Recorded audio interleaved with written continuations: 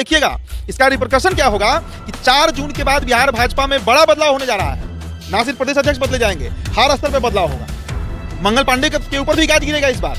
तो चौतरफा एनडीए घिर गई है। 4 चरण में 19 सीटों पर जो वोटिंग हुआ शुभम, अभी तक तो रिपोर्ट यही आया है कि एनडीए जो, अब देखिए हवा में बोलने के लिए तो पीएम मोदी भी मन से 400 पार कर दे रहे हैं, लेकिन जमीन पर 250 पे आफत है। सरकार बनाने पर आफत है बीजेपी को इस बार। और बिहार में तेजस्वी यादव इतने मजबूत फैक्टर साबित होंगे, इसकी कल्पना ना बीजेपी ने किया, ना नीतीश कुमार ने किया, और चिराग तो नहीं कर रहे थे। ये लोग तेजस्वी को समझ रहे थे कि एक 30-32 साल का लड़का है जो क्या ही कर लेगा, प्रधानमंत्री का चुनाव है, नरेंद्र मोदी फैक्टर है, कहां से तेजस्वी काम करेंगे। लेकिन देखिए तेजस्वी भारी पड़ गए।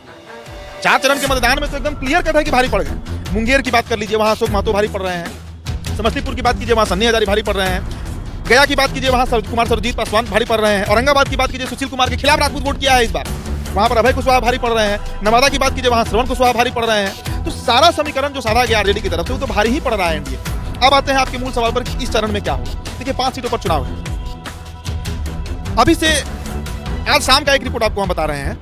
मुजफ्फरपुर में भूमिहार लॉबी का एक बैठक किया गया है, जिसमें मुन्ना शुक्ला भी शामिल थे, अजीत शर्मा भी शामिल थे, और भी कई दिग्गज शामिल थे। हम उतना का नाम नहीं लेंगे, मुख्य लोगों का नाम हम ले लिए। और ये तय किया गया है कि वैशाली लोकसभा हो या मुजफ्फरपुर, वहां का भूमिहार इस बार एनडीए को नहीं महागठबंधन को वोट करेगा। ये बात तय किया गया है आज मुजफ्फरपुर की उस बैठक में। तो आप समझिए कि इस बार मुजफ्फरपुर में कौन मजबूत है। अजय निषाद का टिकट काटा गया, वो गलत नहीं था, उनके खिलाफ ही सारा सर्वे रिपोर्ट था। लेकिन जिस प्रत्याशी पर दाव खेला गया, जिस प्रत्याशी को टिकट दिया गया, वो प्रत्याशी कोई बहुत दमदार प्रत्याशी नहीं है। पिछला बार चुनाव लड़ा है, बड़ा मार्जिन से हारा, कोई बहुत नेम फेम वाले नेता नहीं है राजभूषण निषाद। तो मुजफ्फरपुर में, और सबसे बड़ी बात की, अगर मुजफ्फरपुर का भूमिहार एनडीए को वोट नहीं करेगा तो मल्लाहों की ताकत नहीं है कि वो जितवा पाए, और मल्लाहों का नेता मुकेश सहनी महागठबंधन के साथ। बिहार में 5वें चरण के मतदान में 5 सीटों पर चुनाव है, जिसमें मुजफ्फरपुर, सीतामढ़ी, सारण, हाजीपुर और मधुबनी शामिल है। देखिए 4 चरणों के चुनाव बीत चुके हैं, 5वें चरण पर सबकी नज़रें हैं। 20 तारीख को चुनाव है। आपको बता दें कि इन सीटों को लेकर काफ़ी चर्चा है कि किसका दबदबा रहेगा। क्या इन 5 सीटों पर एनडीए का दबदबा रहेगा, या फिर महागठबंधन के जो प्रत्याशी हैं वह जीत हासिल करेंगे। इन 5 सीटों पर बात करने के लिए मेरे साथ मेरे सहयोगी उदित तारेन मौजूद हैं। क्या लग रहा है, 4 चरणों का चुनाव बीत गया, 5वां चरण काफ़ी नज़दीक से इसको देखा जा रहा है। हाजीपुर के हैं, बड़े बड़े चेहरे हैं इस चरण में, राजीव प्रताप रूडी हों, चिराग पासवान हों, देवेश चंद्र ठाकुर हों, सभापति हैं। क्या कुछ कहेंगे, चाहे वह मुजफ्फरपुर का ही सीट क्यों ना हो। तो क्या लग रहा है 5वें चरण में किसका दबदबा लग रहा है, एनडीए या फिर? देखिए शुभम, हमसे ज़्यादा तो आप ही घूम रहे हैं। मेरा अपना अनुमान है कि भाई हमारे रिपोर्टर हैं, बड़ा एक्टिव हैं। करीब 15-20 लोकसभा तो आप घूम कर आए हैं बिहार का, 1.5-2 महीना से आप यात्रा पर ही हैं। आपको भी जो इनपुट मिल रहा है, एनडीए के पक्ष में इस बार माहौल नहीं है बिहार में। अब कारण, बहुत कारण हो सकता है, हम गिनवाने पे आएंगे तो कई कारण हो। पहला कारण तो यही मानिए कि जो प्रत्याशियों को टिकट दिया गया अक्रॉस द पार्टी लाइन, आप बीजेपी की बात कीजिए, चिराग की बात कीजिए, नीतीश कुमार की बात कीजिए। नीतीश कुमार को तो साइड में हम थोड़ा देर कर देंगे, लेकिन बीजेपी ने जिन प्रत्याशियों पर दाव खेला वो दाव उल्टा पड़ गया, और उनसे अधिक भारी तो चिराग पासवान के प्रत्याशियों पर यह दाव उल्टा पड़ रहा है। खगड़िया देखिए, राजेश वर्मा कमजोर प्रत्याशी साबित हुए। समस्तीपुर में संभवी चौधरी कमजोर प्रत्याशी साबित हो रही हैं। वहां पर भी 19-20 की लड़ाई है, वोटिंग हो चुका है। अब हाजीपुर में चुनाव है। खैर हाजीपुर में तो चिराग हैं, तो इसलिए हम मानते हैं कि काफ़ी मजबूत प्रत्याशी हैं, लेकिन वहां पर भी लड़ाई एक तरफा नहीं है जो 5वें चरण में होने वाला है। इसके अलावा बीजेपी के जो नेता हैं बिहार में बैठे हुए, किन्हीं का भी आप नाम रख लीजिए, चाहे नित्यानंद राय का बात कीजिए, सम्राट चौधरी का बात कीजिए, XYZ आप किसी का नाम रखिए, किसी पर बात कीजिए।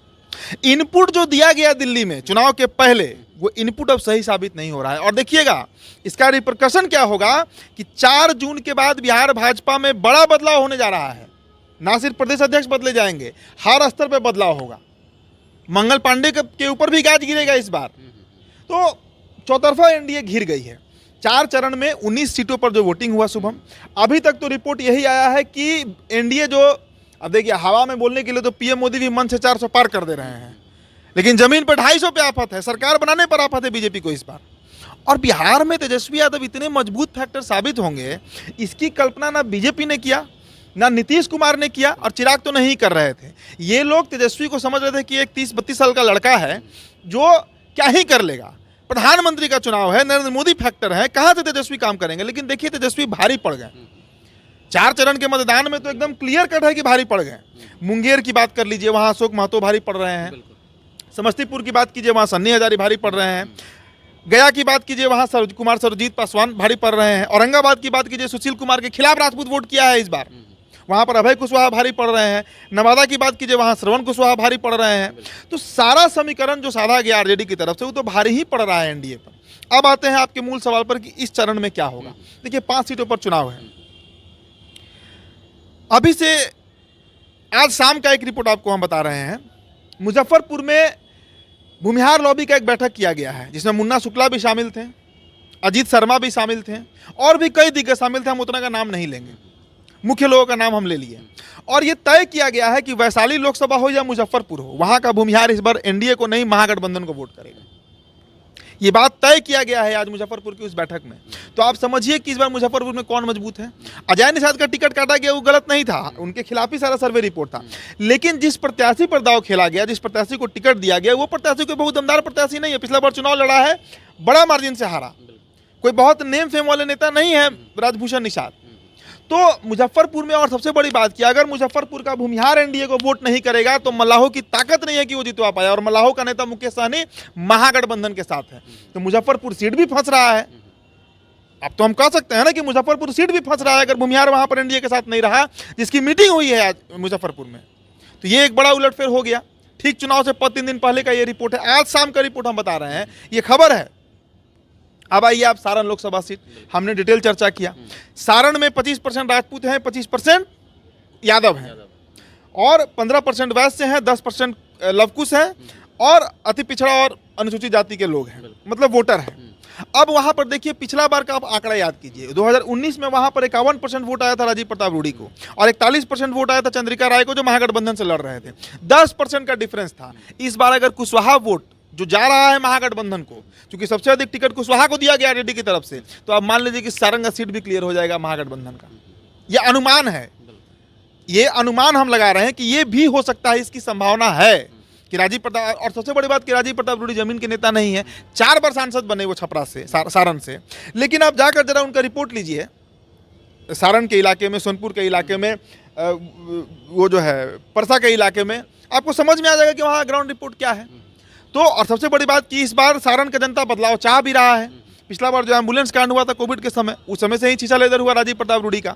तो राजीव प्रताप रूडी पर भी दाव खेलकर बीजेपी वहाँ फंसी हुई है। अगर कोई नया चेहरा रहता तो शायद कुछ हो सकता था। इसके अलावा एक और खबर आपको बता रहे हैं, महाराजगंज में चूंकि आकाश को टिकट दिया गया, तो महाराजगंज के चलते छपरा भी प्रभावित हो रहा है भूमिहार वोटर को लेकर। खबर है कि छपरा का जो भूमिहार वोटर है वो भी इस बार महागठबंधन को वोट दे सकता है, रोहिणी आचार्य को वोट दे सकता है। तो समझिए कि वो सीट भी फंस गया। और मधुबन, सीतामढ़ी की बात कर लेते हैं। चलिए, सीतामढ़ी में लड़ाई किसकी है? ब्राह्मण वर्सेस यादव। अब सीतामढ़ी में क्या खेल है? सीतामढ़ी में देखिए, हम ये बात इनकार नहीं करेंगे कि वहां पर नो डाउट देवेश चंद्र ठाकुर जो है वो मजबूत प्रत्याशी हैं, हम इस बात से इनकार नहीं करेंगे। लेकिन एक और बात समझिए, कल अमित शाह सीतामढ़ी में आए हुए थे, भाषण दिए हैं, खुद को बनिया बताए हैं। अमित शाह को क्या गरज पड़ गया कि सीतामढ़ी में उनको खुद को बनिया बताना पड़ा है? खेल समझिए। सीतामढ़ी में वैश्य वोटर की भी आबादी करीब 15 से 18% के आसपास है ना, और शिवहर में तो करीब करीब वो आबादी 30% के आसपास हो जाती है। वैश्य वोटर नाराज है। मोतिहारी से वैश्य का टिकट काटा गया, शिवहर से वैश्य का टिकट काटा गया, सीतामढ़ी से काटा गया, तो वैश्य वोटर नाराज है बीजेपी से इन 3 लोकसभा में, शिवहर, सीतामढ़ी और मोतिहारी।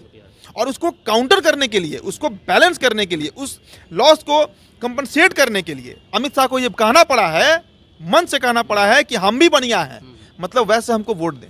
तो सीतामढ़ी का खेल आप इसी से अंदाजा लगा लीजिए। ब्राह्मण तो वोट करेगा देवेश चंद्र ठाकुर के चलते, लेकिन सामने अर्जुन राय हैं और सीतामढ़ी पारंपरिक तौर से यादवों का सीट रहा है। अगर वैसे यादव के साथ मिला इस बार सीतामढ़ी में, तो वो सीट भी फंस गया।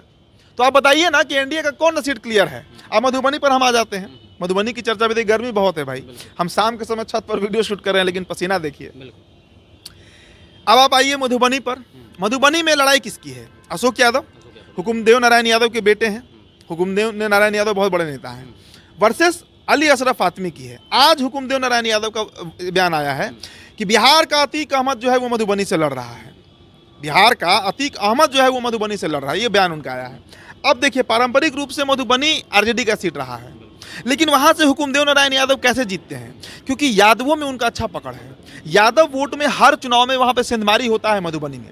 लेकिन इस बार जो रिपोर्ट आ रहा है कि मधुबनी का, ये सिर्फ मधुबनी का गणागणित नहीं है, सीमांचल के कई सीटों पर, अररिया कह लीजिए, पूर्णिया कह लीजिए, कटिहार कह लीजिए, भागलपुर कह लीजिए, वहाँ के यादव जो है ना, वो मुस्लिम के खिलाफ हिंदू वोट की तरफ पोलराइज होकर, ध्रुवीकरण होकर वोट बीजेपी को करते आए हैं।